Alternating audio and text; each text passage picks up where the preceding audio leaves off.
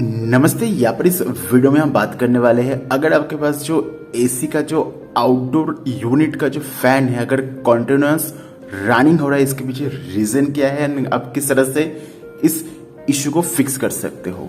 तो यहाँ पर वीडियो काफ़ी इंटरेस्टिंग होने वाला है, अंत तक देखना एंड चैनल को सब्सक्राइब करके घंटी वाला आइकॉन को दबा के ऑल सेलेक्ट करके इंस्टाग्राम में फॉलो कर सकते हो एंड डिस्क्रिप्शन बॉक्स में बेसवाई लिंक प्रोवाइड कर दूंगा, वहाँ पर जाके ज़रूर से चेकआउट करके देखना।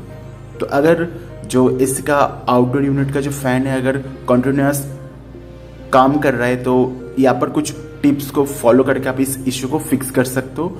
सबसे पहले जो इंडोर यूनिट का जो एयर फिल्टर है अगर काफ़ी ज़्यादा गंदा होता है, उसके वजह से जो है यहाँ पर आउटडोर यूनिट का जो फैन है कंटिन्यूस रनिंग हो सकता है। तो सबसे पहले यहाँ पर अगर जो इंडोर यूनिट का जो एयर फिल्टर है अगर गंदा हो जाता है, इससे जो है एयर फ्लो जो है ब्लॉक हो जाता है, जिससे जो है कूलिंग एफिशिएंसी जो है रिड्यूस हो जाता है। इससे जो है यहाँ पर जो हीट हो जाता है एसी में, उस हीट को जो है पर रिड्यूस करने के लिए आउटडोर यूनिट जो है लगातार काम करता है। तो आपको सिंपली जो है हर महीने एटलीस्ट एक बार जो है जो एयर फिल्टर है उसे क्लीन करना चाहिए। अगर आप रेगुलरली एयर फिल्टर को क्लीन करोगे तो बेटर एयर फ्लो देखने को मिलेगा, बेटर एफिशिएंसी देखने को मिलेगा, प्लस कूलिंग भी आपको बढ़िया देखने को मिल जाएगा। तो आपको हर महीने एटलीस्ट वंस जो है एयर फिल्टर को क्लीन करना चाहिए। अगर आप नहीं क्लीन करोगे तो यहाँ पर एयर फिल्टर ब्लॉक होने के कारण जो है यहाँ पर जो इंडोर यूनिट का जो कॉइल है उसमें जो है यहाँ पर फ्रोजन हो सकता है, एयर फ्लो रिड्यूस हो जाएगा, कूलिंग परफॉर्मेंस यहाँ पर कम हो जाएगा, एफिशिएंसी जो है देखने को नहीं मिलेगा, प्लस ज़्यादा इलेक्ट्रिसिटी बिल पे करना होगा क्योंकि यहाँ पर जो आउटडोर यूनिट का जो फैन है कंटिन्यूस रनिंग हो रहा है, इसलिए तो एयर फिल्टर को आपको रेगुलरली क्लीन करना चाहिए। नेक्स्ट जो है एसी का जो सेटिंग्स है उसमें चेक करना काफ़ी ज़रूरी है। तो यहाँ पर एसी में जो है ऑटो ऑन प्लस यहाँ पर स्पीड को जो है रिड्यूस करने का जो ऑप्शन है देखने को मिलता है। तो अगर आप जो है फैन को जो है ऑन मोड में सिलेक्ट करोगे तो फैन जो है लगातार जो है काम करेगा। तो आप सिंपली यहाँ पर एसी का जो रिमोट है उससे जो है आप ऑटो मोड में सिलेक्ट कर दीजिए फैन का जो स्पीड है।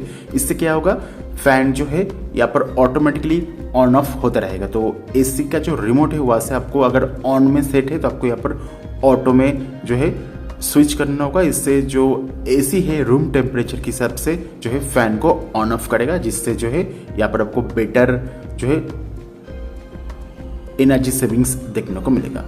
नेक्स्ट यहाँ पर जो एयर फ्लो अगर ब्लॉक हो जाता है, जिससे जो आउटडोर यूनिट का जो फैन है कंटिन्यूस काम करता है, क्योंकि यहाँ पर हम नॉर्मली जो इंडोर यूनिट है उसे क्लीन करते हैं, एयर फिल्टर को जो है क्लीन करते हैं, बट आउटडोर यूनिट के बारे में जो है भूल जाते हैं। इससे आउटडोर यूनिट में जो है डस्ट वगैरह जो है यहाँ पर जमा होता है, लिप्स वगैरह जो है जमा हो जाता है आउटडोर यूनिट में, एंड इससे जो एयर फ्लो वगैरह जो है यहाँ पर ब्लॉक हो जाता है। इससे जो है आउटडोर यूनिट जो है ओवरहीट करते रहता है। तो यहाँ पर जो फैन है इसलिए कंटिन्यूस रन होता है। तो इससे यहाँ पर इससे जो है ओवरहीटिंग को रिड्यूस करने के लिए आप सिंपली जो है आउटडोर यूनिट को भी रेगुलर जो है क्लीन करना जरूरी है। इससे जो है एयर फ्लो जो है ब्लॉक नहीं होगा एंड आपको बेटर जो है कूलिंग परफॉर्मेंस देखने को मिलेगा।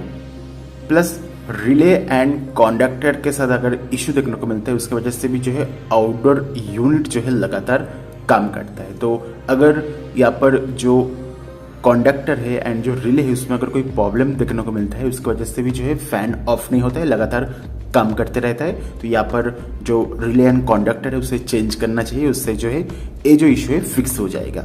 नेक्स्ट, अगर आप एसी को यूज़ करने के दौरान डोर एंड विंडो वगैरह को ओपन करके यूज़ करते हो, उसके वजह से भी जो है आउटडोर यूनिट का जो फैन है लगातार काम कर सकते हैं, क्योंकि यहाँ पर डोर एंड विंडो वगैरह अगर यहाँ पर ओपन करके एसी को यूज़ करोगे तो जो गर्म हवा जो है अंदर आ जाएगा एंड ठंडा हवा जो है बाहर निकल जाएगा। इससे जो है एसी को जो है ज़्यादा जो है टाइम लगेगा, रूम का जो टेम्परेचर है उसे रिड्यूस करने के लिए एसी को ज़्यादा जो है काम करना पड़ता है, एसी में जो है ज़्यादा लोड पड़ता है। इसकी वजह से जो आउटडोर यूनिट है जो ओवर हीटिंग को जो है रिड्यूस करने के लिए जो है लगातार काम करते हैं। तो ऑलवेज एसी को यूज़ करने के टाइम जो विंडो वगैरह है, जो डोर वगैरह है उसे प्रॉपर्ली क्लोज करना चाहिए। इससे एसी जो है काफ़ी फास्ट रूम का जो टेम्परेचर है रिड्यूस कर देगा एंड इससे जो है आपको कम इलेक्ट्रिसिटी बिल पे करना होगा। प्लस यहाँ पर हाई प्रेशर स्विच के साथ अगर इशू देखने को मिलता है उसकी वजह से भी जो है आउटडोर यूनिट का जो फैन है लगातार काम कर सकता है। तो यहाँ पर जो आउटडोर यूनिट है उसमें एक हाई प्रेशर स्विच देखने को मिलता है जिससे जो है यहाँ पर रिड्यूस करने के लिए हीट को जो यहाँ पर आउटडोर यूनिट का जो फैन है लगातार काम करता है। तो बेसिकली जो रेफ्रिजरेंट लाइन है उसमें अगर एसी का जो आउटडोर यूनिट का जो सेंसर है अगर डिटेक्ट करेगा उसमें हाई प्रेशर हुआ है, इसलिए वो जो यहाँ पर हाई प्रेशर जो है उसे जो है रिड्यूस करने के लिए जो है यहाँ पर आउटडोर यूनिट का जो फैन है लगातार काम करेगा। तो ये चीज़ ध्यान में रखना होगा। प्लस जो कंट्रोल बोर्ड है उसके साथ अगर इशू देखने को मिल रहा है, अगर कोई भी रीजन से उसकी वजह से भी जो है फैन मोटर जो है लगातार काम करता है, ये चीज़ ध्यान देना होगा। प्लस अगर बाहर का टेम्परेचर अगर काफ़ी ज़्यादा गर्म है तो अगर जो है यहाँ पर एसी जो है जो सेंसर वगैरह है अगर डिटेक्ट करता है बाहर का जो टेम्परेचर है काफ़ी ज़्यादा है, तो यहाँ पर आउटडोर यूनिट का जो हीट है उसे रिड्यूस करने के लिए एसी का जो आउटडोर यूनिट है कंटिन्यू काम करता है। तो अगर बाहर टेम्परेचर ज़्यादा है तो आउटडोर यूनिट जो है ओवरहीट हो सकता है, इसे रिड्यूस करने के लिए आउटडोर यूनिट का जो फैन है लगातार काम करता है हीट को रिमूव करने के लिए। प्लस अगर एसी का जो फैन है उसके साथ अगर कोई इशू देखने को मिलता है, जो मोटर वगैरह के साथ अगर कोई इशू है, इससे जो है यहाँ पर जो एफिशिएंसी है रिड्यूस हो सकता है। तो यहाँ पर डेफिनेटली अगर एसी का जो फैन है अगर लगातार काम कर रहा है तो ज़्यादा इलेक्ट्रिसिटी बिल देखने को मिलेगा, तो आप ज़रूर से इसका जो है सर्विस करना ज़रूरी है।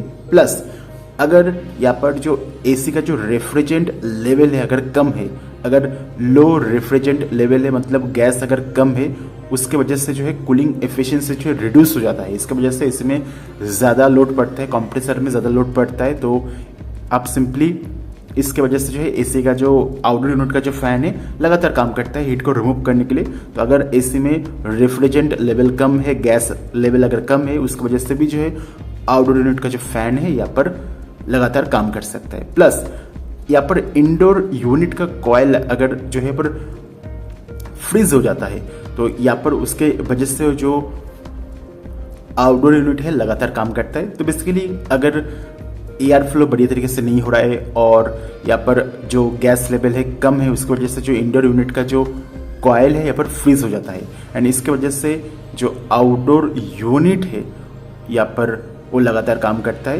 क्योंकि एयर फ्लो जो है ब्लॉक हो गया है इसलिए। नेक्स्ट यहाँ पर अगर जिस भी रूम में आपने एसी को इंस्टॉल किया है उस रूम के हिसाब से एसी का जो टर्न है सही नहीं है। अगर आप एक यहाँ पर छोटा रूम के हिसाब से अगर आप जो है ज़्यादा टर्न का एसी खरीदोगे तो इतना अच्छा आपको एफिशिएंसी देखने को नहीं मिलेगा एंड अगर आप जो है लार्ज रूम के लिए कम टर्न का एसी खरीदोगे तो यहाँ पर आपको इतना अच्छा कूलिंग देखने को नहीं मिलेगा। तो सही एसी को सिलेक्ट करना काफ़ी ज़्यादा ज़रूरी है। उसके वजह से भी जो है यहाँ पर सही से एसी काम नहीं कर पा रहा है, कूलिंग नहीं कर पा रहा है और एफिशिएंसी देखने को नहीं मिल रहा है, उसकी वजह से भी जो है फैन लगातार काम कर सकता है। प्लस यहाँ पर ये सभी टिप्स को फॉलो करना होगा, इसके लिए जो है एसी का जो फैन है लगातार काम कर रहा है। एनीवे आई होप आपको ये वीडियो पसंद आया होगा। मिलते हैं नेक्स्ट वीडियो के ऊपर।